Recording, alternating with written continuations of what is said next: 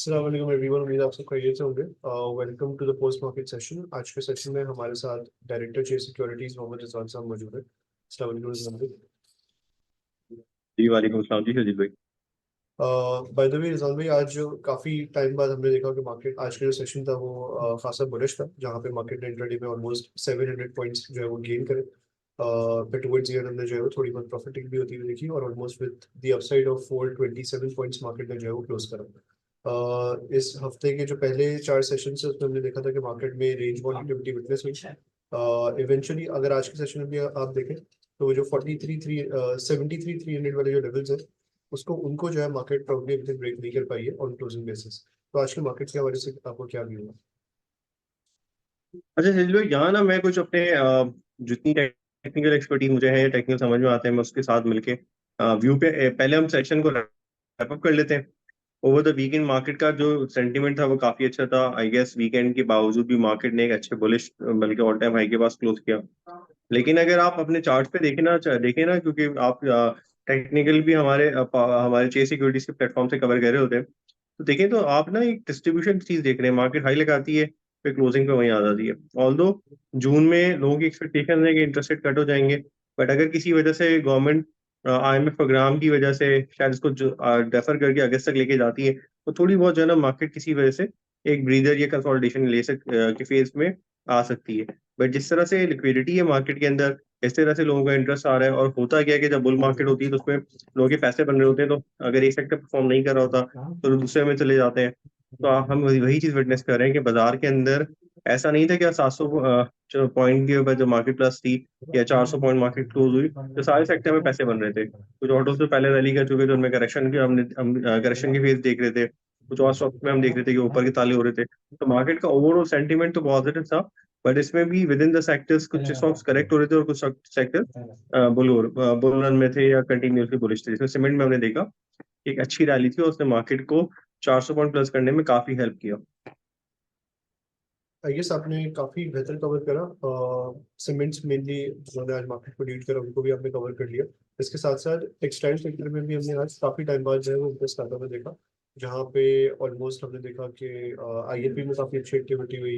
एएनएल NCL cap लगे, sharp mills में काफ़ी अच्छा काम हुआ, और गुलेवन भी ऑलमोस्ट कैप के करीब जो है ट्रेड कर रहा था। तो टेक्सटाइल में जो ये तेजी हुई है इसकी क्या वजह है, और टेक्सटाइल की ओवरऑल आउटलुक क्या लेकिन दो वजह समझ में आती है। एक तो ये कि टेक्सटाइल के साथ हमेशा से अंडर वैल्यू रहे। तो जब मार्केट में बुल रन के बाद आपके पास स्टॉक्स कम होते चले जाते हैं, सस्ते स्टॉक्स, तो उसके बाद फिर एक वक्त के बाद आपको वैल्यूएशन वाले स्टॉक्स जो या जिनमें से वैल्यू अनलॉक होनी होती है वो फिर आपके चलते हुए दिखते हैं।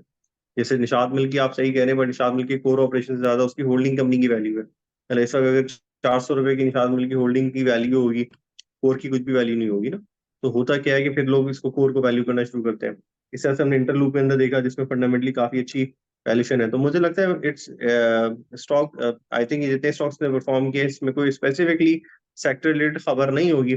एक तो अगर इंटरेस्ट रेट कम होता तो जाहिर सी बात है टेक्सटाइल में भी लोन्स का अमाउंट ह्यूज होते हैं, तो वो एक रीजन हो सकती है। दूसरी रीजन हो सकती है कि आपका वैल्यूशन अनलॉक हुई है काफी अरसे के बाद, लोगों को लग रहा होगा कि इनमें भी जगह बनती है, तो थोड़ा थोड़ा इंटरेस्ट आया। परफेक्ट। इसके साथ साथ अगर हम स्टॉक स्पेसिफिकली बात करें तो पहले में हमने जो है वो अगेन आज के सेशन में पहले में अच्छा इंटरेस्ट आता हुआ देखा। जिस एक पर्टिकुलर लेवल की हम बात कर रहे थे इवेंचुअली, क्योंकि वो इनिशियली 24 के करीब जो है कंसोलिडेट कर रहा था, वहाँ पे उसका ब्रेकआउट हुआ था। And we were anticipating by the way technically as well कि मार्केट ये पहले जो है वो 29 30 के लेवल्स पे इवेंचुअली टेस्ट कर लेगा। तो वो लेवल्स अब इवेंचुअली आज के सेशन में हमें टेस्ट होते हुए नजर आ गए। बाइंग इंटरेस्ट अभी भी है, वॉल्यूम्स अभी भी लग रहा है, काम अच्छा काफी हो रहा है। तो पहले के हवाले से आपका क्या व्यू है? फ्रॉम हेयर ऑनवर्ड्स क्या फर्दर इसमें जो है वो जूस आपको नजर आ रहा है? ये पहले पे हमने एक दफा और सेशन में बात की थी, उसमें वही हमारा व्यू था कि भाई ये जो है इसमें वैसे कोई अर्निंग वाइज कोई सरप्राइज नहीं है, सिवाय इसके कि इसमें कोई डील वगैरह होने की बातें हैं। अब पता है मसला क्या होता है, इस तरह की डील और भी होनी है जिसमें एक्सपेक्टेड ये है कि जो है ना इन्फ्लो आएगा। जिसमें आपको याद होगा कि शेल की वाफी की डील थी, ठीक है, वो अभी तक मटेरियलाइज नहीं हुई है। हम we are actually close to June, और बात थी कि जून में हो जाएगी डील, बट अभी तक कोई इस पर खबर नहीं है। और इसके बाद जो है उन्होंने एक्सटेंशन ले ली है। तो अब ये भी इसी तरह की डील है कि इसमें कोई बाहर का स्पॉन्सर जो है आके इक्विटी इंजेक्शन करके और लोकल के शेयर ले लेगा। इससे डॉलर डॉलर आपके मुल्क में आएंगे। आई गेस डील हो जानी चाहिए जो बाजार में रूमर्स है। बट अब देखें, इसका अभी तक कोई नोटिफिकेशन या कोई ऑफिशियल स्टेटमेंट नहीं है, रूमर यही है कि डील हो जाएगी और उसके चक्कर में खिंच रहा है। परफेक्ट। इसके अलावा बैंक्स में हमने देखा है, देख रहे हैं बाय द वे कि बैंक्स में जो है वो रेंज बाउंड एक्टिविटी ही विटनेस हो रही है। इनफैक्ट चंद एक बैंक्स ने जो है वो काफ़ी करेक्ट भी करा है। तो बैंकिंग सेक्टर के हवाले से आपको क्या व्यू है, और उसके साथ साथ फर्ड्स को भी आप कवर कर लिया, क्योंकि फर्ड्स में हमने जो है वो पिछले कुछ दिनों में काफ़ी करेक्शन देखी है। आज भी नेगेटिव नोट पे ही मेनली इफेक्ट और एफएफसी देखे तो उन्होंने क्लोज करा। तो इनका I guess correction phase. Fertiliser के अंदर जब से ये खबरें आ रही हैं कि फर्टिलाइजर में गवर्नमेंट इज एक्चुअली परसुइंग कि यार पैसे कैसे कम करने, यूनिफॉर्म करने, तो उसकी वजह से जो प्राइस का एक अपवर्ड मोमेंटम बनता हुआ लग रहा था कि ये प्राइस को और बढ़ाते चले जाएंगे, और जब जून में एफएससी की प्राइस बढ़ेगी तो ये थोड़ा सा और प्राइस को पुश कर लेंगे।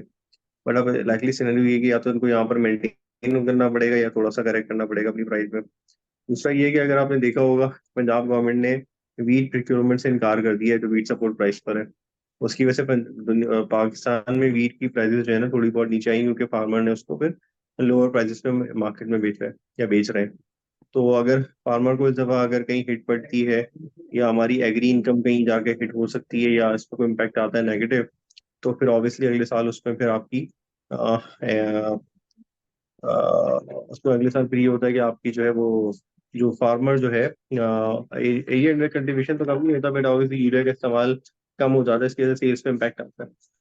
तो ये एक रीजन बन सकती है, इसी वजह से जो है थोड़ा फर्टिलाइजर में एक प्राइस गवर्नमेंट से पुश आ सकता है कि आप प्राइस कम करें।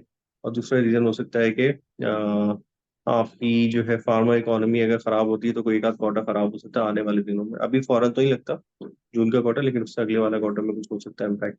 ऐसे ये नंबर्स भी तो इस महीने के आए थे अप्रैल के, वो बहुत इंकरेजिंग नहीं थे। Perfect perfect. तो wrap up the session resolve भी, अगले हफ्ते आप मार्केट में किस तरह की एक्टिविटी एंटिसिपेट कर रहे हैं, और आपकी इन केस अगर मुझे मार्केट अच्छी लगता है दिखती है मार्केट जो तो। है ना अगले वीक जो है कंसोलिडेशन फेज में जा सकती है। अगर इस वक्त कोई ड्राई लैक खबर, अगर कोई बहुत मेजर खबर नहीं आती है, मेजर एक्टिविटी नहीं होती है, कोई अगले वीक कोई खास ट्रिगर फिलहाल तो नहीं लग रहे। तो ये है कि मार्केट में सेक्टर स्विचिंग और रोटेशन जैसे सिक्लिकल में और परफॉर्मेंस आ सकती है, कुछ और स्टॉक्स में फर्टिलाइजर में या बैंक में थोड़ी बहुत और पिटाई हो सकती है। तो इसी तरह की मिक्स एंड मैच मूवमेंट लग रही है, और उनको मेजर अपसाइड मूव या बहुत मेजर डाउनसाइड मूव नहीं लग रही। Okay. Thank you so much, Rizal, for participating in the session. Allah Hafiz. Thank you Sharif भाई, अल्लाह हाफिज।